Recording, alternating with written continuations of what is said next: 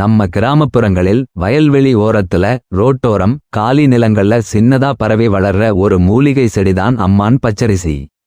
இதுக்கு சித்திரவல்லாதென்னும் பேர் இருக்கு. இந்த செடியை பார்த்தா சாதாரண களைச்செடி மாதிரி தான் தெரியும். ஆனா இதுக்குள்ள மருத்துவ குணங்கள் நிறைய இருக்கு. அந்த காலத்துல நம்ம பாட்டி தாத்தா இந்த செடியை வீட்டிலேயே மருந்தா பயன்படுத்தினாங்க. அம்மான் பச்சரிசி முக்கியமா சிறுநீரக சம்பந்தமான பிரச்சனைகள், சிறுநீர் எரிச்சல், சிறுநீர் அடைப்பு இதுக்கெல்லாம் நல்ல மருந்துன்னு சொல்லுவாங்க. மேலும் உடம்புக்குள்ள தேங்கிய அதிகமான வெப்பத்தை குறைக்க இந்த மூலிகை உதவும். இந்த செடியை கஷாயம் பண்ணியோ இலைச்சாறு எடுத்தோ பயன்படுத்தலாம். ஆனா நினைவில் வைக்க வேண்டிய விஷயம் என்னன்னா, எல்லாருக்கும் ஒரே அளவு ஒரே முறை பொருந்தும் அப்படின்னு கிடையாது.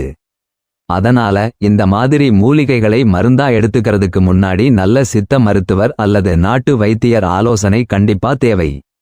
இந்த அம்மான் பச்சரிசி உண்மையிலேயே ஒரு அற்புதமான மருந்து மூலிகை தான்.